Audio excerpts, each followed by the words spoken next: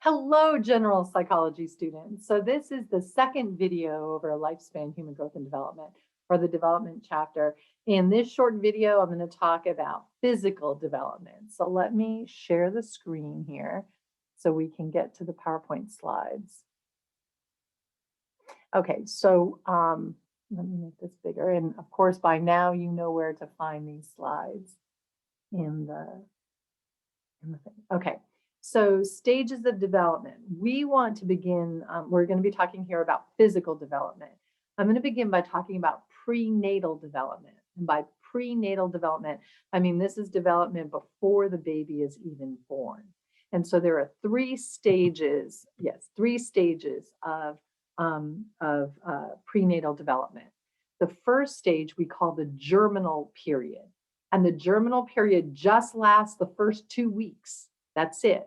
So in the germinal period, what happens is you've got the egg from the mom and the sperm comes in from the man, and the sperm then combines or comes into the egg and fertilizes the egg. Now, that's conception. When some conception happens, now that egg and that sperm combine, and they're going to keep dividing. This dividing for the first 2 weeks, we call the little dividing cell a zygote. Okay, and that dividing as it's going on, the zygote is going to move down the fallopian tubes of the mom, and by the end of the 2 weeks is going to go into the uterus and attach to the uterine wall. Okay, so from conception till when that little zygote moves down the fallopian tubes and into the uterus and connects with the uterine wall, attaches to the uterine wall, we're going to call that the germinal period or the germinal stage, just as the first 2 weeks. Now remember, most women don't know that they're pregnant. In fact, I don't know how you would know you were pregnant those first 2 weeks. So you don't even know you're pregnant and all this is going on.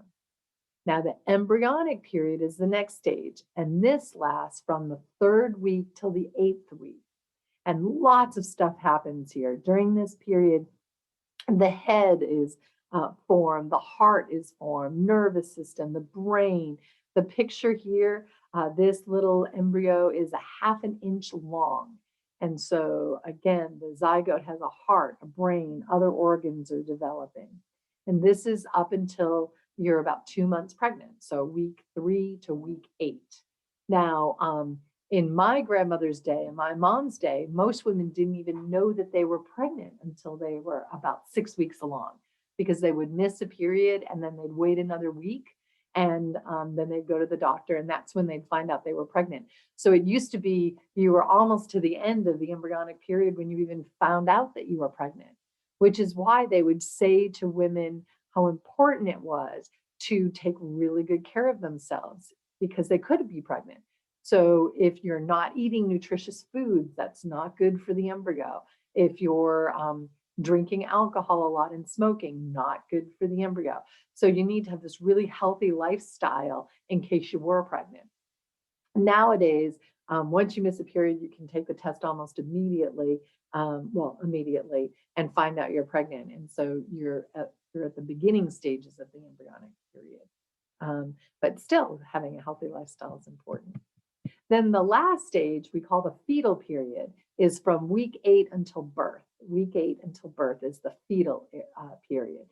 And during this time, it grows into a full-fledged baby, fetus. And then the baby is born. If the baby is considered full term, that's at 40 weeks. So 40 weeks is considered full term.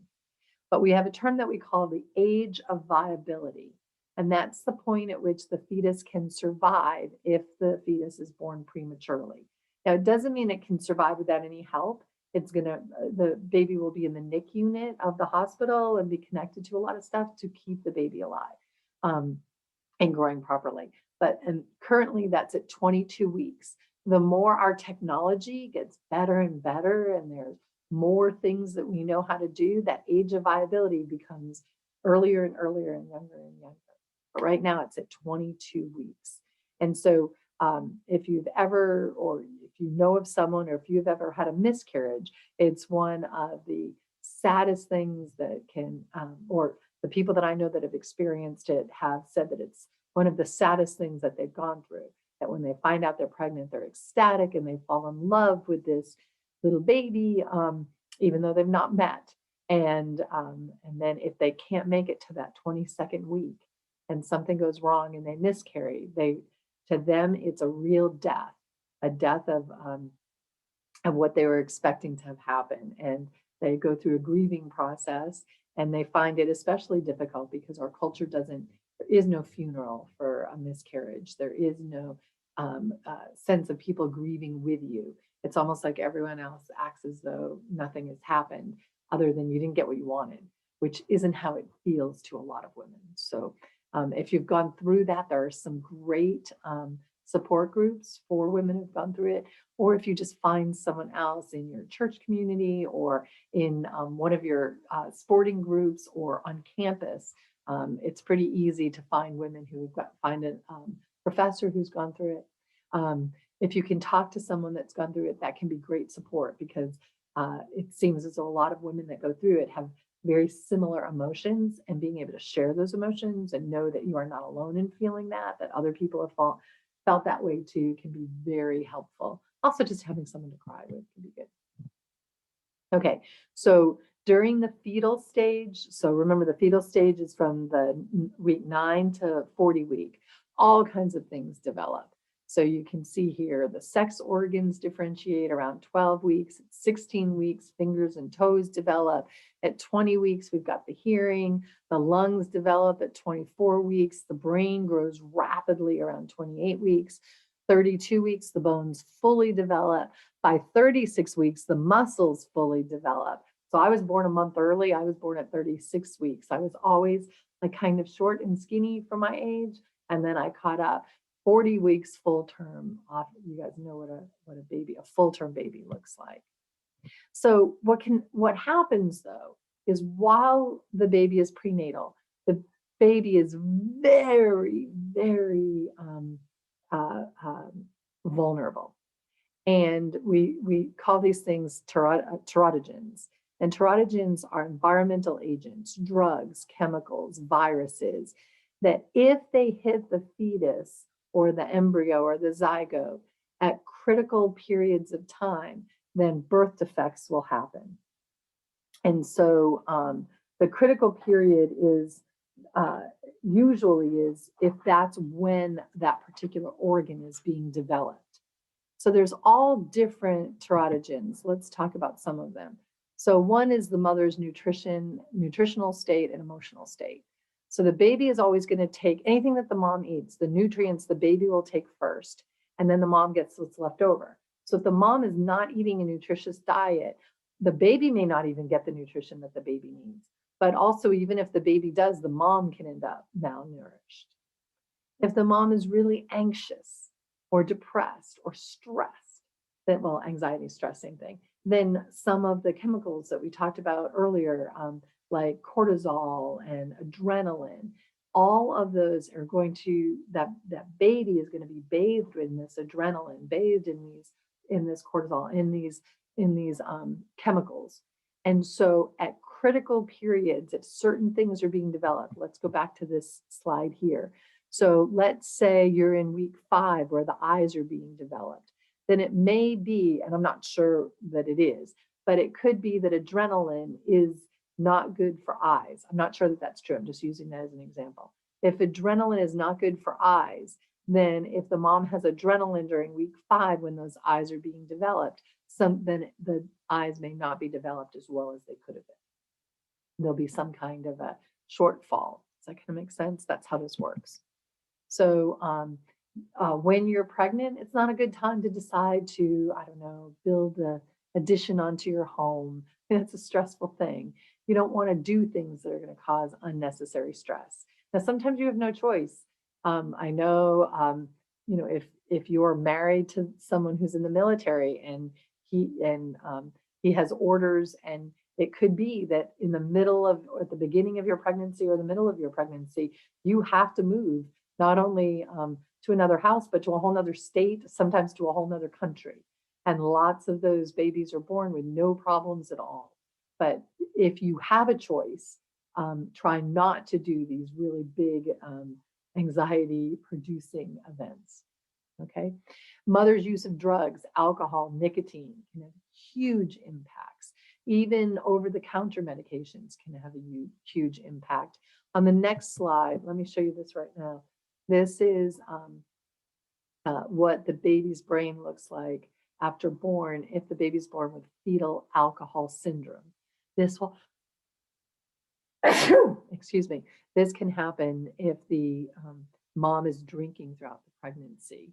And you can see they tend to have a small head, a flat mid face, an underdeveloped jaw, thin upper lip, small eye openings, a low nasal bridge, and you can see the differences in brain development.